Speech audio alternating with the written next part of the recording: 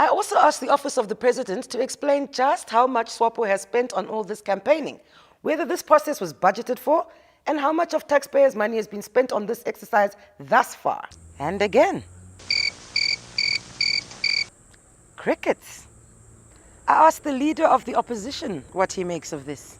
It's an old story that we have complained about, that government always uses taxpayers' money to do their campaigns. It was firmly established during the campaigns in Gebhardt recently that 40 government vehicles of ministers were found there at the party rally. They could claim the incumbency advantage, but then when you start adjourning parliament for party activities, that becomes a very serious lapse of governance. It's a very serious approach towards the interest of people, because you can't make your party bigger than the people. And the people gives power to political parties to govern. And the minute that you start closing parliament for a political party, to me that is something very fundamentally wrong. Again, next week parliament would be adjourned because the ruling party is going to go to Congress.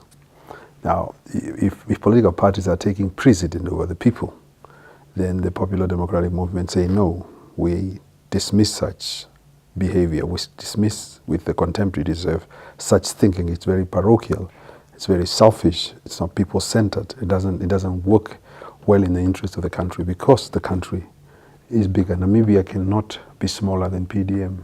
Namibia cannot be smaller than SWAPO. It is bigger because we all aim at perfecting the country Namibia. And the minute that institutions of states, institutions of the executive, institutions of the legislature are pausing for political parties to have their way, then we are negating the responsibility and abdicating the responsibility of governance in our country. That, to us, it's a fundamental lapse. The IPPR's Graham Hopwood also had an opinion to share on this. Both camps, but probably particularly the president, because he is the head of state, seem to be spending quite a lot of money, which is presumably taxpayers' money, on their campaigns. Now, there has been a mention in a release from State House last week that they would, if the president was doing purely party political things, then the party or himself out of his own pocket would pay. But we see that obviously he's got a mixed agenda when he travels. He's doing some events and duties as a head of state and some as a SWAPO candidate. So I think it's quite confused. But I think the key here is that both sides need to be transparent. So we have ministers who are contesting, and we have the president who are contesting. They're all using state resources to some extent in their campaigns.